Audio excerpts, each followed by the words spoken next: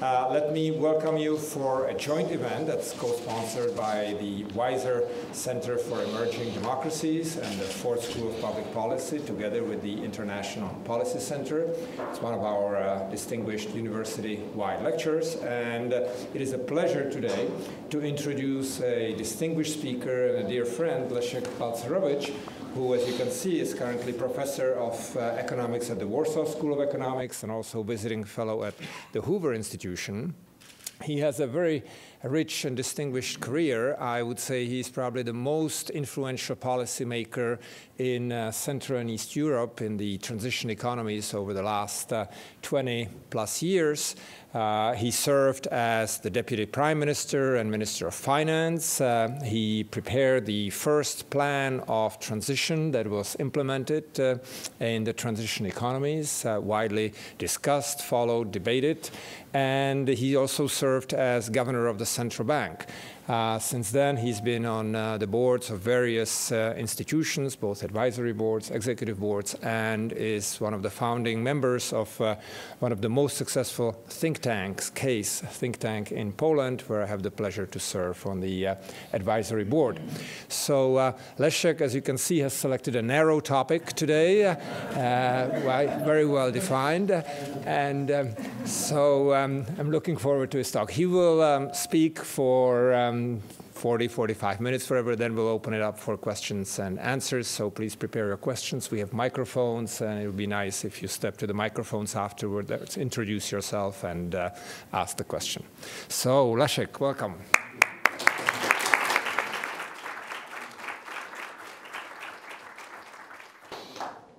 Thank you very much, Jan. I realize this is a rather big and moving topic.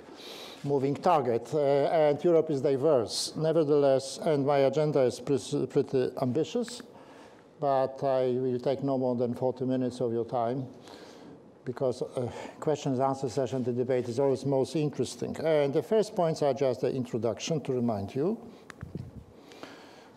Longer run. Then you realize that in the 19th century, the difference in per capita income between the West, including Western Europe and China and India, was much smaller than later. And the whole divergence between China, India, and the West has taken place between beginning of 19th century and 1950. We have more exact data, but when we moved to, this was per capita, when we moved to aggregate GDP, you see that until 1950, China was stagnating. So for 150 years, more or less, saying goes more or less for India. And then it was a surge. The surge started in 1970.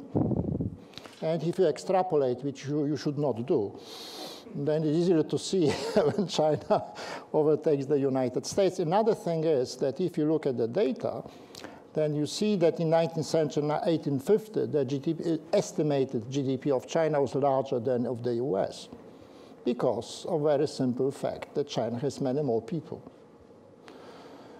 The relative position of Europe depends on the rate of growth of China, India on the one hand, on the other hand on the US. Regarding the gap between the US and the largest European countries, Britain, Germany, France, it's interesting that there was a convergence after the Second World War. So Western Europe was catching up until more or less 80s, and then there was a divergence. So United States started to grow faster than Western Europe. So gap has been growing, and there's an interesting debate why. One of the reasons is demography. Another one is that on the whole, Europeans work less than the US. Okay, now, but this was focused on Western Europe. But Europe is not only Western Europe. Many people forget. Europe is Southern Europe, Southeastern, Central Europe. And it's worth looking what has happened within Europe regarding the rate of growth, relative rate of growth. Now, to cut it short, after the Second World War until the 90s, early 90s, Southern Europe, meaning Greece, Portugal, Spain, to some extent was catching up upon the Western Europe. So Greece was growing pretty reasonably. But East Central Europe, represented here by former Czechoslovakia, Hungary, and Poland, was diverging, meaning simply that socialism was very bad for growth. Neither freedom nor development. Okay, now what has happened between 1994 and 2007? So before the present crisis and after what people call transformational recession in Central former socialist countries. You see, I have divided European countries into two groups. The first one is called developed Europe, and the one is emerging Europe. First thing is striking variation within both groups. So you see that, can you see that Italy was growing, but also Germany was growing quite slowly during that period.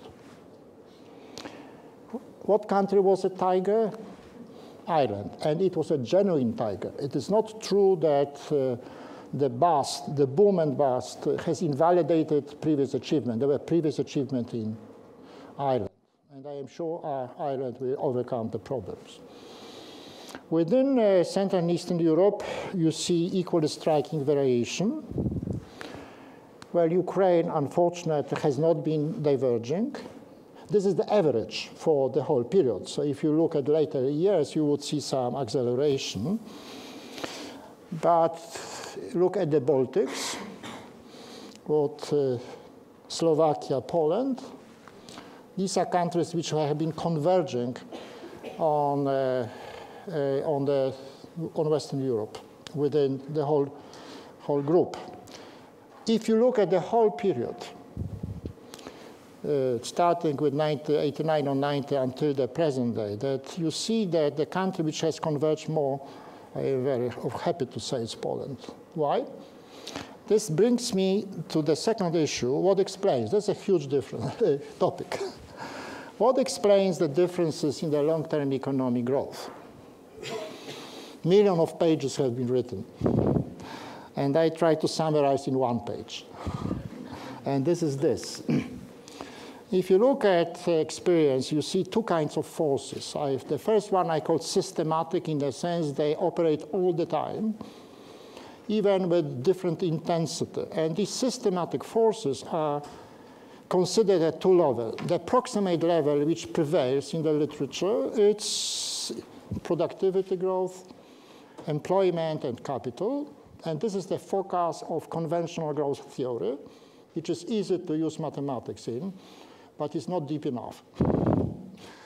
Because it's easy to say, well, productivity has been growing slowly under socialism in Europe than under some capitalistic economies elsewhere, but the question is why? Why? It's easy to see there's a huge difference between North and South Korea, even though there's the same culture, but this begs the question, why? So you have to go deeper, and meaning deeper is this. It's what I call, you have to go to institutional systems and the changes of them, and the institutional variables which are most important from the point of view of economic growth are property rights, both the type and the level of protection. These are variables. Market competition. We have many capitalistic economies without competition, and they cannot grow very fast. Then flexibility of markets, and also the fiscal burden of the state, which of course depends on the level of expenditures. And when we speak about expenditures, we have to focus on the largest item, which is social or welfare expenditures. Now, but the growth literature usually disregards the second factor, which is very important, and namely magnitude and frequency of negative shocks. From the point of view of a given country, the shocks may come from outside, and we call them external, but most shocks are produced by wrong policies, and they are domestic. Usually economists, especially in the West, tend to blame markets for shocks, but they overlook the simple facts that the largest, most negative, deepest shocks were produced by non-controlled, unlimited governments. Look at Stalin. Look at Mao. So it is a concentration of political power which leads to catastrophic policies which produce huge shocks. And this is completely disregarded in literature on growth. And what is called external shocks to small countries is a domestic shock produced by a large government, a government of a large country, which is US. Why have we called the recent crisis global? Because it was produced by wrong policies in the only globally important countries, which is the US. Small countries cannot produce large externalities. Only large countries produce large externalities, including negative. So what is going on in the US is doubly important for the US and for the outside world, of course. Now, to sum up the experience of empirically oriented literature on growth, what countries have been growing very slowly or stagnated? Those who suffered frequent and powerful shocks, and this is experience of most of Africa until recently, and all countries which have maintained anti-productive, anti-innovative systems, which are various combination of statism and the lack of competition. And this has been shown empirically. Who has been able to grow fast over a long run? Countries which have avoided huge frequent shocks, and countries which have maintained a regime which was friendly enough for private investment and innovation, or make a successful transition, like Central and Eastern Europe, some of Central and Eastern Europe. Most countries have to make transition because there are powerful forces operating in every country which aim at distorting the system. So then you need reforms. Like in Britain. Why Mrs. Thatcher was necessary? Because before her, there were lots of anti-growth measures, increasing and the unproductive role of the public sector. Now, I'll give you one illustration. This is from the book I just finished. This is a comparison of some 15 pairs of countries which have one feature. At some point in time, they had the same per capita income, but then they diverged. And we investigated a group of my younger colleagues, what were the reasons. There are various reasons, but in many comparisons, a very important reason were shocks. So countries which slow down have suffered more shocks, which are domestically produced, and this is one example is Spain and Mexico. As you can see, 1960, these two countries were the same per capita income. But now Mexico is much poorer. Why? The most important reason was we found out that Mexico has suffered 3 powerful negative shocks produced by bad policies of Mexican governments, and until recently, Spain has not avoided that. So if I come to Poland, then I would say the fact that Poland managed to catch up the most among the former socialist countries are due to 2 facts. First, that we have reformed, but we are not the leader in reforms. The Baltics are the leader. But second, that we have avoided so far powerful negative shocks. This is the decisive fact, including avoiding recession during the recent slowdown. So this brings me to a very brief description of what has been happening in Europe. I am coming closer to a topic everybody waits for. It is whether Eurozone will survive till tomorrow. According to a CNN, it is not very sure. Every day they put a big question mark, depending on what Germany is going to do, et cetera, et cetera. Okay, now very briefly, the main point which emerges is a great variety of policies in Europe. So there is no one Europe in the policy sense. So to generalize about Europe is a bit risky. And I will try to show you. Sorry for these many figures. I will skip that. But fiscal. Now, on fiscal, you saw a great diversity in a sense that there have been countries which have reduced. You should have to compare. If you look to what has happened during the boom, you would have to look at compare 2007 with, say, 2000, and you see that some countries have reduced the budget deficit during that period, while other countries have extended it. And look at Greece. Where is Greece? Can you see Greece? Well, I will read it to you. In Greece, the budget deficit in 2007 was 105. So very, very high, and it increased by several percentage points. Italy has maintained a budget deficit over 100%. And in Portugal, there was a surge in budget deficit as a ratio of GDP from 68 to 48, but not in Spain. Spain has suffered from another problem, credit boom, private credit boom. But at the same time, Sweden has reduced the budget deficit to GDP from 54 to 40. The same goes even more for Denmark. And there's a mixed story in emerging Europe. So diversity.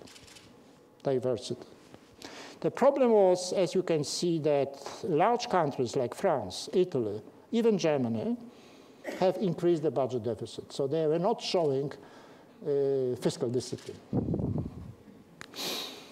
Now, this is another story, because you may have two problems on the demand side. Usually, the economists complain about not sufficient demand.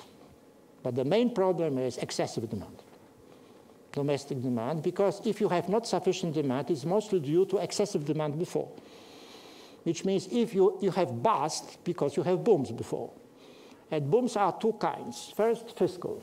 So governments are borrowing to finance spending, and they incur growing public debt. This is the story in Europe of Greece, Portugal, Britain. And the second problem on the demand side, in the form of the excessive demand, is a private credit boom, usually housing. And in Europe, this was a question of the US, but in Europe, Ireland, Spain, Ukraine, the Baltics, Bulgaria. And then the question is why? And we have to come to policies. There's something to do with interest rates. If interest rates are too low, then credit grows too fast. And first people are very happy and then turn out to be unhappy. Boom goes into the bust. So countries which have suffered the most problems have experienced combination of two booms, or one of them, either fiscal boom and or credit boom. And this is shown by this table, which shows that, let me point, if you look, but you do not need to grow, you do not need to have a credit boom to grow. You can grow without a credit boom.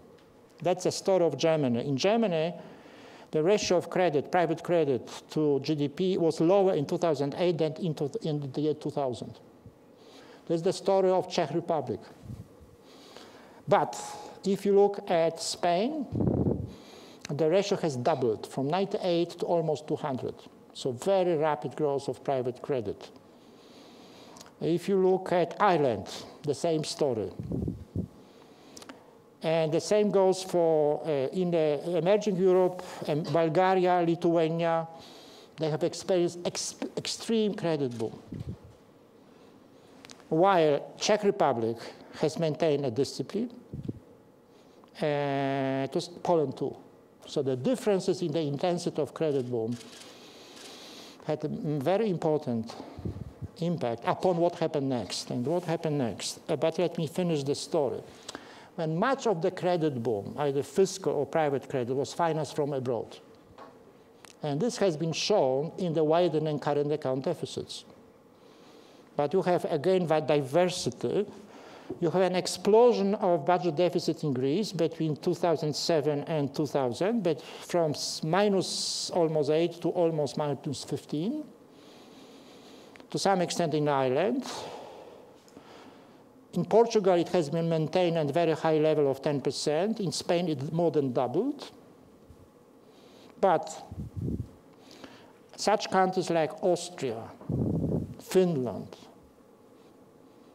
Germany has tremendously improved the current account balance. So diverse, very diverse. In emerging Europe, countries which have credit booms have also tremendously widened their current account deficits, the Baltics and Bulgaria, because this was financed by inflows of capital from abroad. While again, the Czech Republic and Poland have maintained discipline. So the growth of current account deficit was much slower because the credit boom was much slower. And finally, an important indicator to finish is unit labor cost. If your spending is growing very fast, it means that wages are growing very fast, and they overtake productivity growth. And this is the story of countries which have credit booms, fiscal and/or credit. Look at Greece. Here I take 2003 as the base, 100. So look at Greece. Increase of unit labor cost by more than 20%. I disregard Luxembourg. That's a very strange animal. But UK, again. And in emerging Europe, you have, again, the Baltics, Bulgaria. But in Czech Republic and Poland, unit labor costs have declined, meaning that productivity is growing faster than wages. So competitiveness, price competitiveness was increasing. So diverse story. Okay. Now, when the global crisis has started, it was not purely imported. Europeans with certain Schadenfreude, you know this nice German expression, Schadenfreude. Well, at the beginning, they were saying, look, it is the US, but not us. The US is hurting us. But it turned out that this external shock was magnifying some domestic shocks in some European countries, those who suffered credit booms, fiscal. It has come with certain delay in Greece, but earlier it was revealed in Britain, Ireland, it was revealed in Spain, Portugal, and it was revealed in the GDP, because when you have a credit boom, so first credit is growing too fast, spending is growing too fast, and then you have a decline, unavoidably. You can do very little to avoid it, and if you do it, you pay the price in the longer run. So you see what is striking if you compare Central and Eastern Europe, developed economies, that again, that diversity. I'm not going into details, but let me summarize the diversity. So in the developed Europe, I have taken 2008, 2009 together.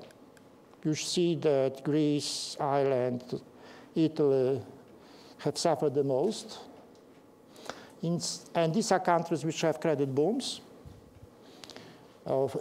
spending booms. But in Central and Eastern Europe, you have the Baltics, extreme declines. Like Latvia, in 1 year, almost 20% GDP decline. In 2 years, more than 10. Lithuania, Estonia, Bulgaria. Ukraine also. Ukraine developed an extreme credit boom before 2008.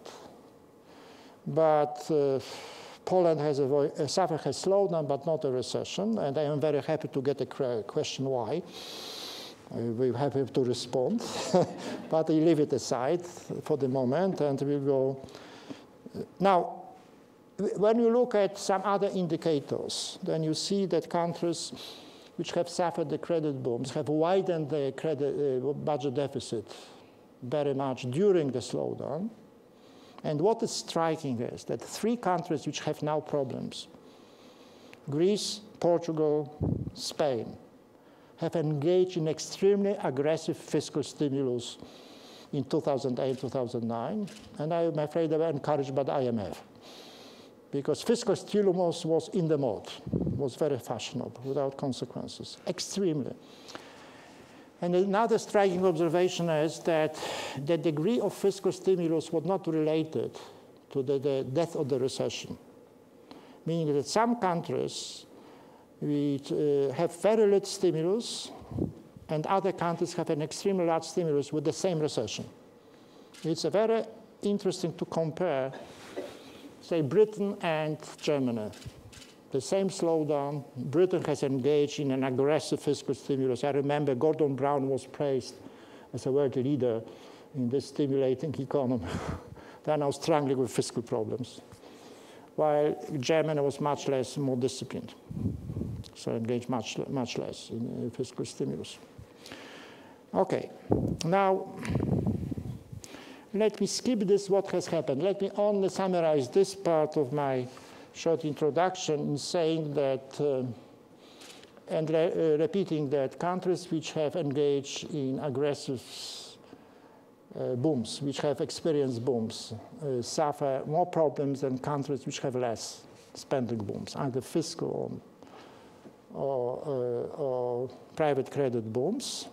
And two observations on unemployment. There is no unemployment has surged everywhere, but the increase in unemployment is not related to the recession. So you have the same recession in 2008, 2009 in Britain and Spain, but the increase in unemployment in Spain is twice as high as in Britain. So other factors matter, and these other factors include flexibility of labor markets. You have a rigid American market. If you cannot reduce wages, then the reaction of the economy to the negative shock, demand shock, is dismissing people.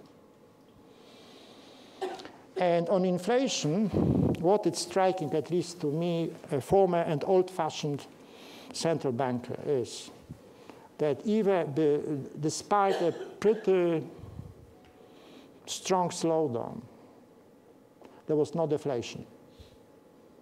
No deflation in the US. There's a lot of talk of deflation in the US. I think it's a deflation scare in the US. But no deflation. That's the first point. The second point is that it appears that the surge in inflation is more than the surge in GDP. When there's a recovery, in other words, the recovery in inflation is stronger than the recovery in GDP. And this is very visible in the world leader in the quantitative easing, which is not the US, but Britain. In Britain, you have a very low interest rates, huge quantitative easing, which simply means central bank is printing money. And inflation in Britain has exceeded 5%. This is another very interesting story. What would be the consequences of a great monetary experiment stimulated by Fed and some other central banks, but I leave it to debate. Okay. Now, one interesting indicator is the reaction of financial markets to the fiscal crisis, and you see a divergence in developed Europe. Countries which have maintained reasonable fiscal discipline enjoy low interest rates. Countries which have engaged in fiscal or credit booms and or have displayed lack of fiscal discipline, like Greece or Portugal, or to some extent Italy, have their interest rates going up. Which means that financial markets may be short-sighted, but they are not completely stupid. And they distinguish between countries and corporations. Very imperfectly, but probably better than the governments. And here, what is striking, I'm going to come to that. In Central and Eastern Europe, the tendency is for interest rates to go down. Now, let me come to the last point. So you see the divergence in Europe, including developed Europe. And here are some problems, which I think are important in discussing the question of the Eurozone. Macroeconomic developments I've mentioned before. So the divergence in the reason of discipline, let me repeat, in Finland, Austria, Netherlands, Germany. On the one hand, lack of discipline in Greece, Portugal, in spending discipline, Spain, intermediate regions, or perhaps Italy would be belonged more to the second and to the first group. But let me discuss, this is a mention of institutional developments. It's a long story which is cut short. So first, you might remember that the final decision to start the Eurozone was started late 90s, and there was an original sin which was committed.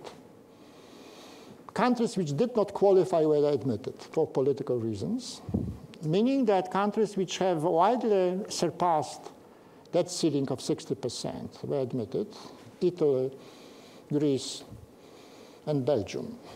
By the way, Belgium is doing better than Italy. And this was the first problem. The second problem, a very important part of the Euro package, was the Stability and Growth Pact, which was an international treaty signed by every country. And this international treaty prohibited budgets which would bring a budget deficit about 3%. Budgets were expected to be in balance over the longer run. And public debt was expected not to exceed 60%. This was an international obligation. What has happened? Well, divergence. Some countries have stuck to it, like Austria, Finland, etc. Some have violated it, but the real problem was that France and Germany have violated it. And then what they did, they changed the rules of the club. They modified it, which meant that the rules remained on paper. It is overlooked, and this is number 3, that ECB, European Central Bank, was sort of subsidizing weaker countries because it was charging them the same interest rates for liquidity operations. It did not distinguish between credit risk of various countries. And of course, it continues now on the massive scale. Okay. Now, problems have, but the first 10 years of Euro were very successful. It was regarded as successful because these were good times. And let me praise Marty Feldstein, who warned before Euro was launched that the real test for Euro would be difficult times. And we have now difficult times. So these difficult times were started in the public by a revelation: what is the true Greece budget deficit? It was supposed to not to exceed, I think, 4%. It was more than 10, 2009. And some people, insiders say everybody knew it was the fact. And then it started a debate in the Eurozone what to do. And this debate lasted for 4 months. And I remember that the debate was whether the IMF should be admitted to assist, which even at that time seemed to be absurd.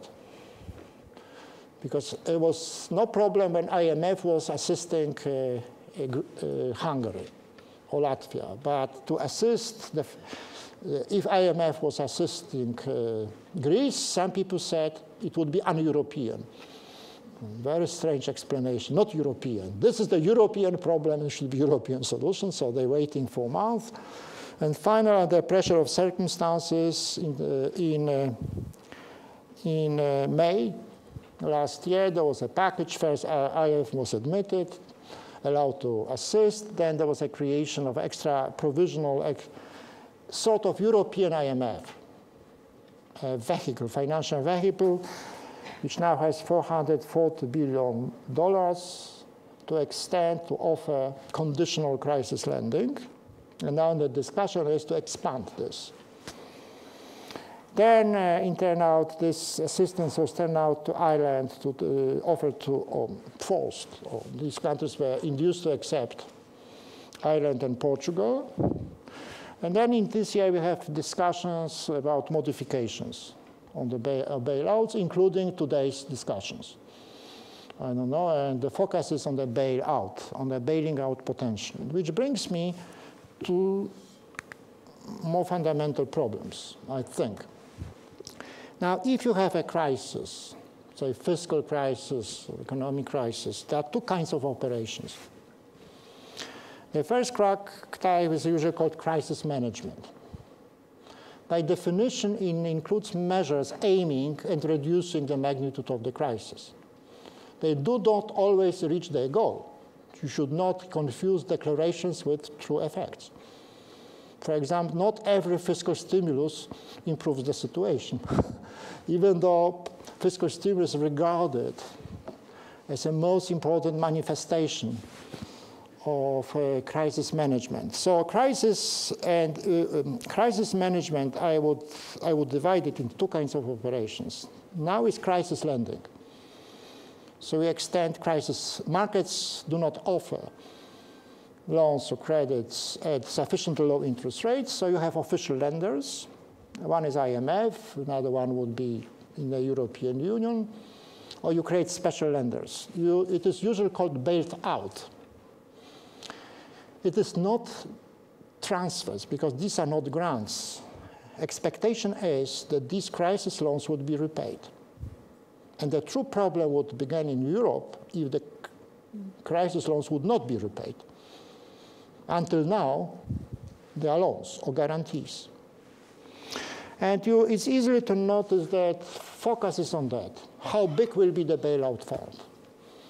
It's like firefighting. Do we have enough firefighting potential? But there's a second question. What about cutting off the gasoline? Why financial markets are so worried? There's a credibility problem. They are worried that what they lent would not be repaid. So the second kind of crisis management is to introduce measures which would restore the confidence in the markets. But words are not enough. Actions. And this is why Berlusconi is so pressed by other sinners, including Sarkozy, a lesser sinner, and also Germany, to do something. Have you noticed this in the media? Berlusconi must do reforms. Why? To restore the confidence of the markets. So two types of crisis management, and then you have crisis prevention, meaning measures which would reduce the risk of a very serious crisis. And this includes various reforms, which I am coming to discuss a bit later very briefly. And to some extent, this adjustment under 1.2 and crisis prevention overlap. For example, if you want to reduce the perception of risks in the financial markets, you should introduce reforms which would strengthen the supply side without hurting the demand side. So demand is not falling, supply is strengthening. What is the crucial measure here? Rising retirement age. Because you increase labor supply without hurting spending. So all countries under pressure, all European countries under pressure are doing what is long overdue, rising retirement. In the US, you have the same. But it goes without government decrees. People who have funded systems, pension systems, found out that they have much less money than they expected. So what they are doing, they are keeping on working. So it is an automatic adjustment of retirement age.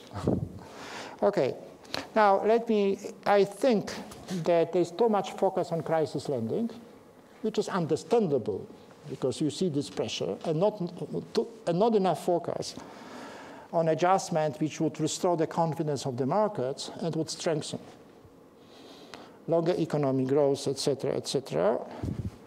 But while the ultimate solution is not in crisis lending, it might be indispensable under some situation if you have a delayed, so you have to do something. But the ultimate solution is on restoring confidence of markets and economic growth via appropriate measures, which would have to include retirement age.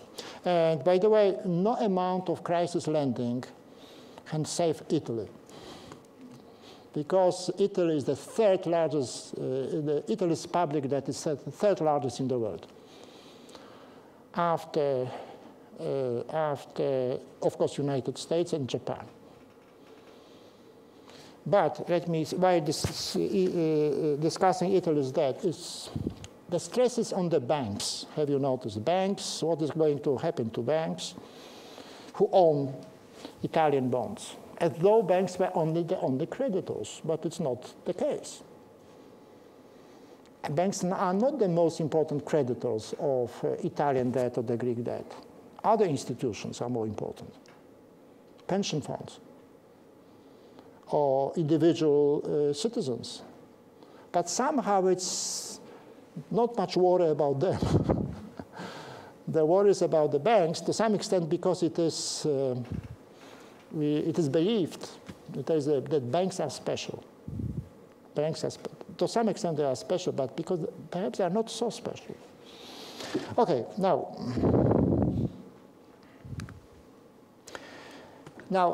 one should, in discussing problems of the Eurozone and going beyond the current firefighting, a bit deeper, one should distinguish between two kinds. Problems which exist in the Eurozone but are not caused by the Eurozone, are not due to the Eurozone. In other words, they would be present without Eurozone. For example, the fact that the largest European banks, especially the French ones, have little capital in relation to assets. It's a complication. It's a problem in the Eurozone, but it is not caused by the Eurozone. You see the difference, yes? And second, there may be certain problems which exist in the Eurozone and are caused by the Eurozone, related to the essence of the Eurozone. And what are these problems, if there are any problems? And I am coming to the conventional interpretations, what I consider to be conventional interpretations, which does not mean they are not true. Maybe true, may not true. You certainly have noticed that. Those who maintain that there are certain fundamental problems of the Eurozone say first that one monetary policy cannot fit all. So if you have many countries, you should have many different monetary policies.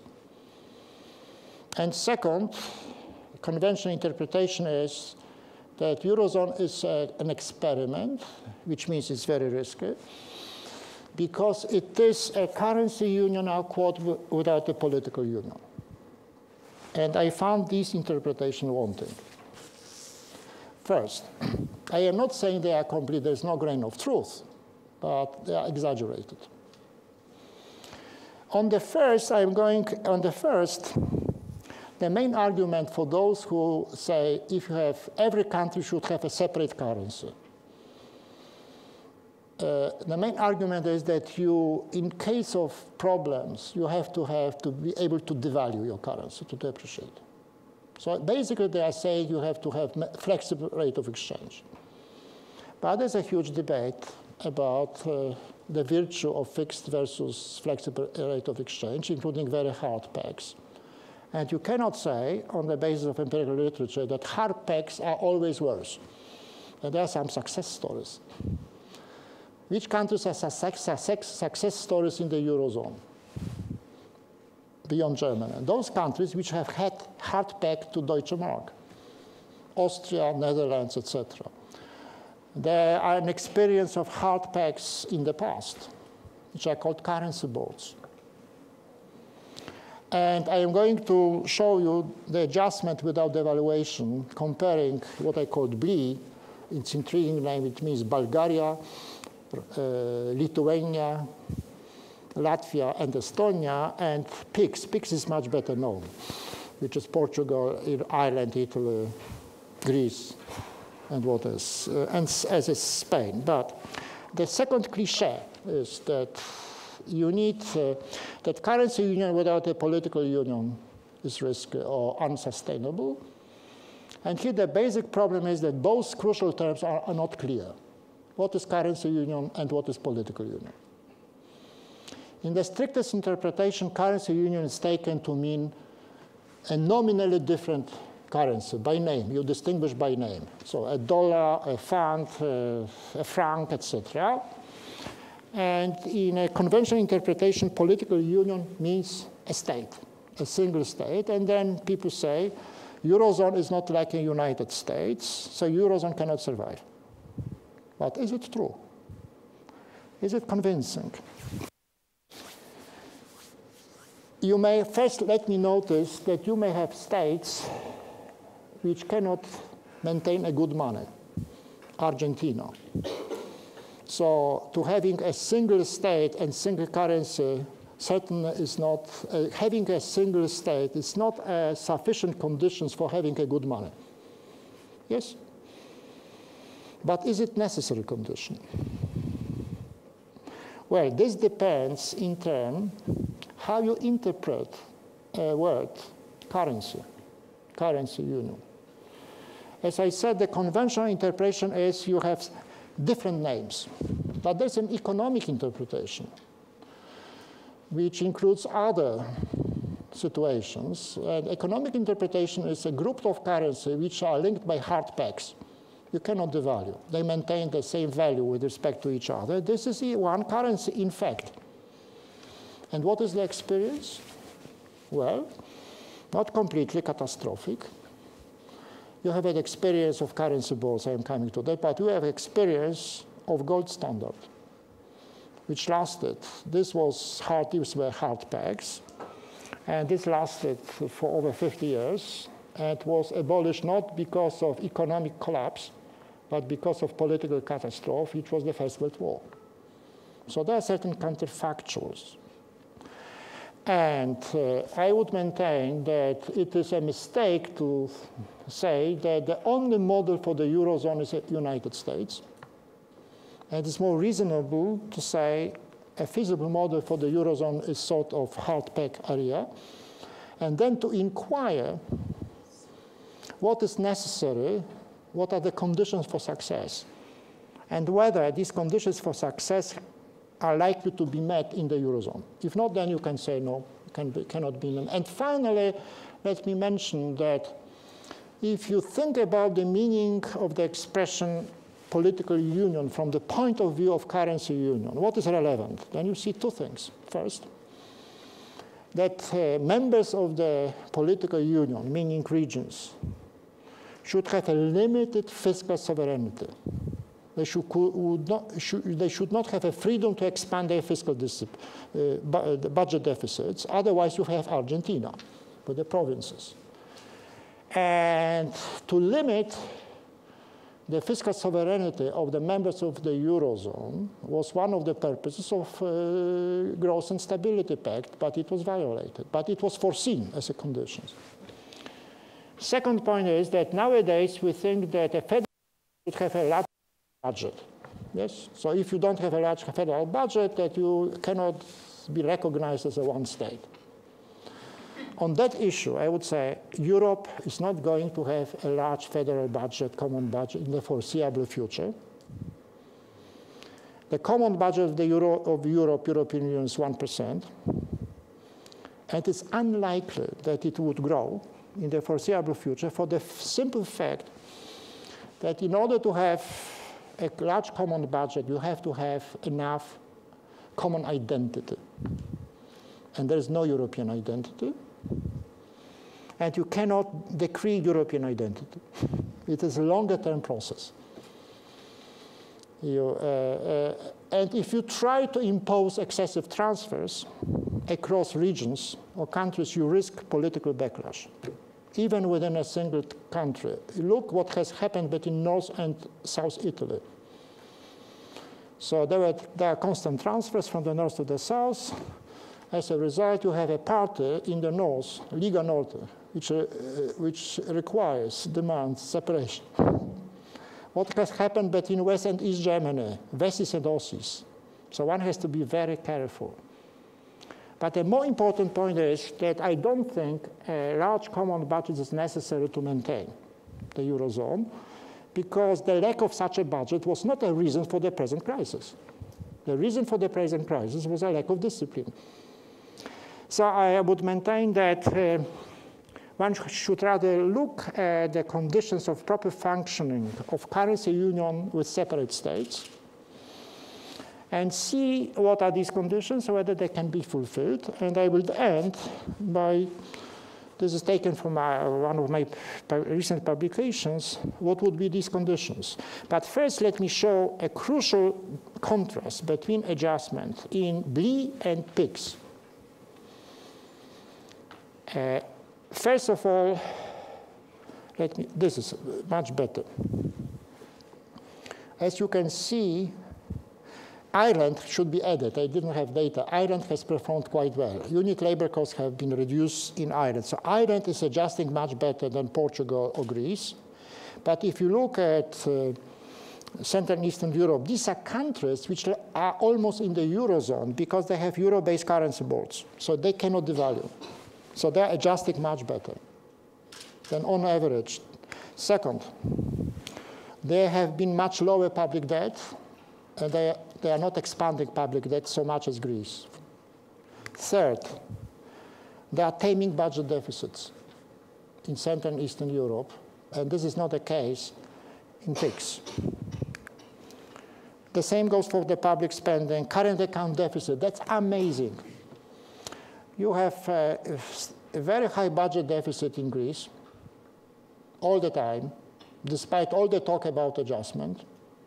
At the same time, you have unbelievable adjustment of current budget deficit, current account deficit in the BLLE in the order of 20% of GDP. So why I am showing this? To point out that there's a group of countries which adjusted successfully without nominal devaluation. They've been able to reduce spending very much, but they are going out. They are making a V-shaped recovery. They were not assisted by ECB. They did not get liquidity assistance. Countries which get liquidity assistance, like Greece, have adjusted much less. And I think the very important evidence of that is the fact that they maintain very high current account deficits. So they are not adjusting very much. There's a lot of talk about adjustment. Ireland is a different story. And now I come, if you agree that, accept that a proper model for the Eurozone is a group of countries which cannot devalue with respect to each other, which resembles gold standard, not with every detail to be sure, in that crucial dimension, then you have to define what would be the most important reforms necessary to maintain the Eurozone. And I think there are three kind of measures. First of all, to avoid procyclicality. That's the economic jargon. Boom and bust. Reduce that. Second, strengthen long-term economic growth. That matters for countries which have large debt to GDP. And third, flexibility of the economy, especially of the labor markets. And each of these points can be developed. I can come to that later, if you like me to. And some of these points have been long mentioned. That's nothing new. The point that's not revolutionary as far as pointing out. One has to be implement this. Okay. So I would say Europe has a future. Europe, that's my final conclusion. Europe will survive. First, second, I think that poorer Europe will continue to catch up, which means doing more reforms than Western Europe.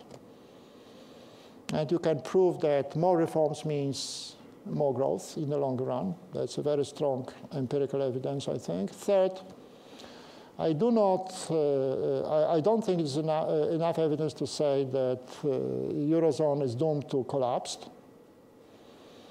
I think it can survive if proper reforms are implemented. And one good thing out of bad thing, which is the crisis, is that reforms which were unheard of in Greece or in Portugal or in Spain are being implemented because of the pressure of the markets.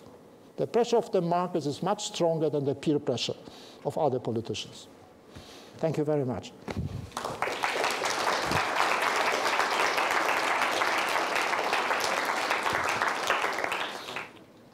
Thank you. My name is Peter, and I'm actually from Poland, and I grew up in, I was born in 1976, so I remember the time of the reforms, 1989, I was 13, so I don't remember exactly everything, but it was amazing how, after coming to US, it was amazing how quickly Poland, or how much of an example to other countries Poland was after the reforms that were initiated by Leszek Balcerowicz. So thank you for that, and thank you for the wonderful presentation. My question was, And also, thank you for inviting Leszek Balcerowicz. My question was, what role do the market structure play in that? Because this is focusing a lot on fiscal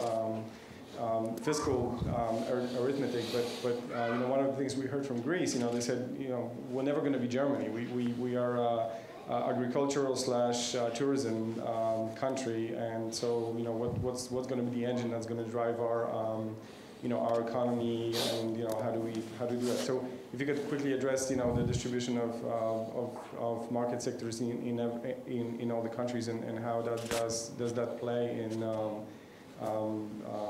reviving the economies of countries that are currently in crisis? Well, structure depends on the economic conditions. And there has been a tremendous change in structure under market reforms. You would never have achieved this beneficial change in structure under the central planning. So top-down structural policies are usually wrong. So if you ask me about what happens to the structure, I would have to say it depends on what happens to the system and policies. You mentioned Greece. Let me say in Poland, in the Polish exports, we have such a variety. No central planner would ever devise. It's beyond capacity, sort of saying. We are exporting buses and exporting components. And the same goes, of course, for other reformed Central European countries. So it is the private investment and innovation under competition which creates structural change. And if you want to have a structural change, so remove obstacles to private investment, innovation, and competition. And competition is necessary for innovations. Now, what is striking in Greece when you look at the data, there's a small country which is closed. This you measure is by the ratio of export and import to GDP. It's very low, and much lower than in Czech Republic, much lower than in Central and Eastern Europe, even lower than Poland, and Poland is much larger. So which means that they have been maintaining obstacles to competition. But normally imports would be growing. So somehow, when they remove this, they are going to grow because Greeks are very successful entrepreneurs. It is not a Greek mentality which has caused these problems. If you look at the evolution of the Greek economy, you see that 30 years ago they were very successful. There was much less public sector and state intervention, but something has happened to the political system. There was an expansion of the public sector, an expansion of trade unions within those political parties. And they, of course, pushed for the further expansion of the public sector. And in Greece, under this change, things which are completely normal in Central and Eastern Europe, for example, that you can have private universities, were banned. And a couple of years ago, when there was a proposal to allow private schools to be set up, there were riots in Greece. They have very aggressive militant organizations. And if you read what Greeks themselves are saying, you can understand. So it is not mentality, it is certain political change which have accentuate the political role and indirectly economic role of militant anti-capitalistic organizations. But they can be successful. And one more point. There is a certain perhaps paradox. If a country accumulates many distortions, then there is more room for reforms, which would strengthen growth. If a country is already perfectly reformed, you don't have a room for reforms. So, of course, it was a price which was paid in the past. Because of these distortions, you are much poorer. But you can grow faster if you introduce reforms which abolish distortions. And this is a chance for Greece. Hi, Daniel Halberstam from the law school. Since the line isn't long, maybe I could ask two questions. The first is about the government policies that you suggested lay at the heart of all of these problems. And I wondered whether there seemed to be sort of a deregulatory sense in your accusation, that is government policies of spending, of regulation, we need flexible labor markets, et cetera. And so I was wondering, when you talked about US government policies that had triggered this, of course, some of them were Fannie Mae and Freddie Mac giving out free credit and things like that. But there were also deregulatory policies in the United States that at least some people in the US think are responsible for not making the market attuned to the impending problem. Similarly, if you compare, say, Germany to the UK in terms of the response after the crisis, Germany, in some ways, Germany's response was in part more heavily governmentally involved in a certain sense through the back door, through welfare legislation, through social security provisions, and through slowing down labor and forcing that as opposed to allowing layoffs. And so you might say there was a more heavy involvement of the German government. Plus, Germany benefited from the low euro as an export country. So I sort of wonder about the UK Germany comparison there. So I guess the first question is, are there also deregulatory policies that are bad and at the root of this? The second question is about about whether we need a political union. I'm quite happy to hear that we don't need a political union in order for this all to work, because I'm quite happy for it all to work. But I do have a question about the studies and also something that you said yourself. You said international law or a treaty obligation will never work as strong as the markets work. And similarly, if you look at studies comparing Argentina and Germany, as I'm sure you well know, the argument is that you need an integrated political system so that local politicians are integrated with central politicians, and so that local politicians will be disciplined because they aspire to central office. And that this is sort of a political economy story about integration, creating some sense a market for politics that is union-wide. And that without that, you will never get the local politicians to have the discipline to actually take the interests of the entire system into account. So the short line would be, you can write growth and stability pacts all you like. If local politicians will never feel that they have national or central aspirations and that they are integrated with a central political structure, those growth and stability pacts will never work.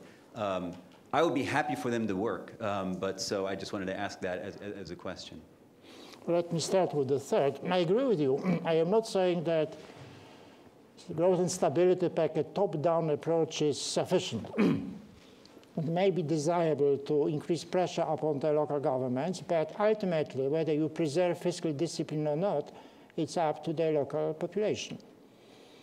And there is a tendency in every society, modern society, it was not the feature of the 19th century, to expand fiscally for various reasons. And when you say expand fiscally, it's not a military spending. It is social spending.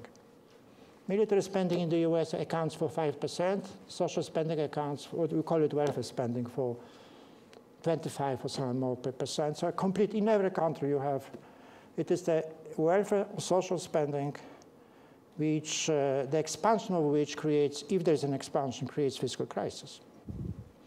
Now, so if you want to limit the state expansion, fiscal expansion, you need constraints. And there are two kinds of constraints. At the approximate level, you need fiscal constitutions. What is the most important part of the Constitution, including the American ones? To limit the government, not to promise too much. So you need fiscal constraints. In Poland, which I know the best part of Polish constitution is that the public debt cannot exceed 60% of GDP. And you have some other countries. Germany has recently introduced a fiscal constraint on the current fiscal policy. But it's not enough, because you may introduce constitutional constraints, but you may then eliminate it.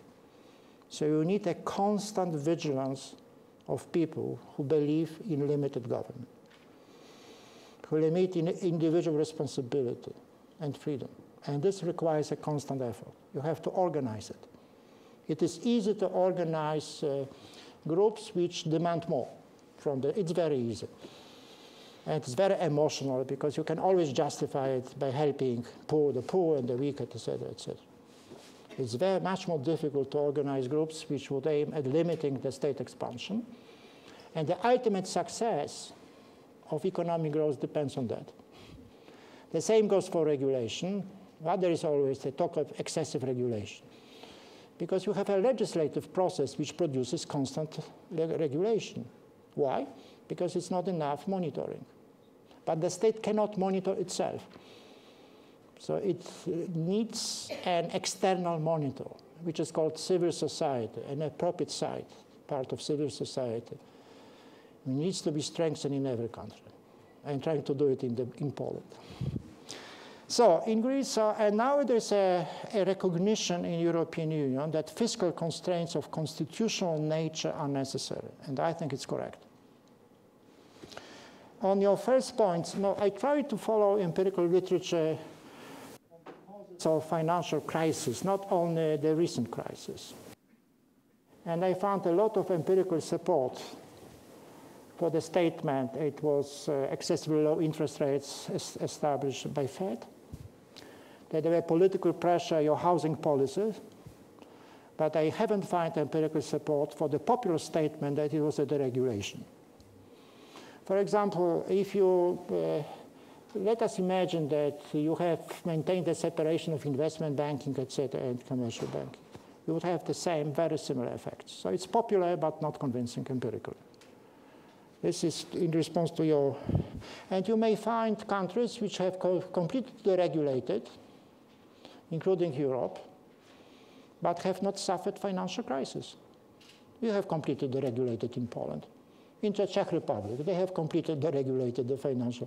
In a sense, it's open to competition. You have no controls of interest rate, no entry, and there is no financial crisis. So not deregulation, if you want to be empirically based. Now, on the third, if I understand you properly, you wanted you focus on my comparison between what, Germany and Britain, yes? Well, what I said is that Britain has introduced much more massive fiscal stimulus in 2008 and 2009 than Germany. And that it appears that this has contributed to fiscal problems of Britain, but that not United States, not Germany, sorry, not Germany. So this is the empirical statement, and you can give arguments for that. On the fiscal front, I just have the data, and I walk looking at the data. So if you compare spending to GDP, now this is the public debt, but domestic credit, just let me see, public spending. What you see that in UK, you have a visible expansion as measured by public debt to GDP. In Germany, you have a certain reduction, but certainly this is not the only factor which shapes economic performance. You have, in Germany, what was very important, according to empirical research, was that they have dismantled their wage bargaining system. They have very bad wage bargaining system, which was sector-based. So it produces excessive wage pressures, which was then spread. And they have reformed that under Schroeder, by the way, not under center-right, but what is called center-left. And they went through a period of slow growth of spending, including wages, which strengthened their competitiveness. While countries like Greece have engaged in excessive spending. So I don't understand people who blame Germany. There are some people who, if Germany bought more, then Greece would not be in problems. It's a very strange logic. One should not blame countries which adjusted. They adjusted, they avoided the gravest problems. They still have a substantial public debt to GDP, but as distinct from some other countries, they pay attention to that. They do not disregard this as a problem. My name is Bartek Voda. I'm a graduate student in the Econ department. My question is about, so you said that, using Greece as an example, you said that it's not enough to just borrow a bunch of money to deal with the crisis. Important to have reforms that will restore market confidence in Greece. But Greece has done some of that. I mean, they actually implemented truly draconian measures, including cutting the minimum wage by, I think, like a third or something like that, introducing massive cuts to the public sector, et cetera. and it just doesn't seem to be really making a change, at least not yet. So my question is, what more can they do to deal with the crisis right now? I mean, should they just have, you know, the German finance minister come in and, you know, take over their finances? Because, I mean, it doesn't really seem to be, whatever they're doing, they're not really, they don't seem to be successful so far. So, yeah, so what more can they do? That's my question. First, if it was draconian or not, it's not enough to read what the newspapers say and listen to the media and see these demonstrators that say it's draconian. You have to look at data. And I think one of the best indicators, what is draconian or not, it's what is happening to current account deficit. Are they financed for abroad or not? And there's a very little adjustment. Let me see, Greece. 2000, they had, well, there is adjustment, but there is not draconian. They had, in 2007-8, they had minus 14.7. Now they have minus 10.5. If you compare this with really draconian adjustment in Central and Eastern Europe, then you see the difference.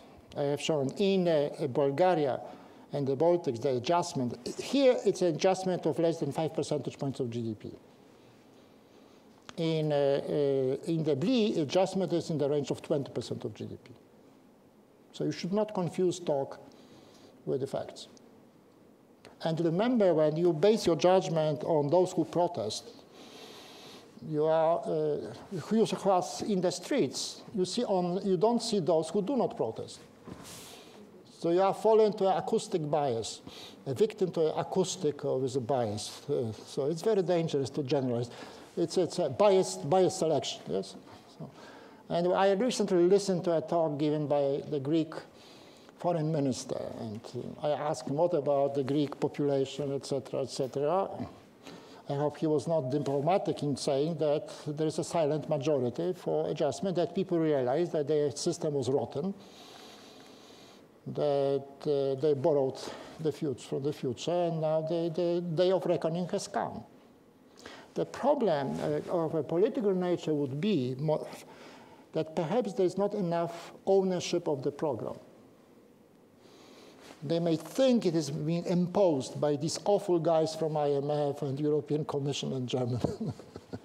And what complicates things is, you know, there was an election campaign, 2009. There were two parties campaigning.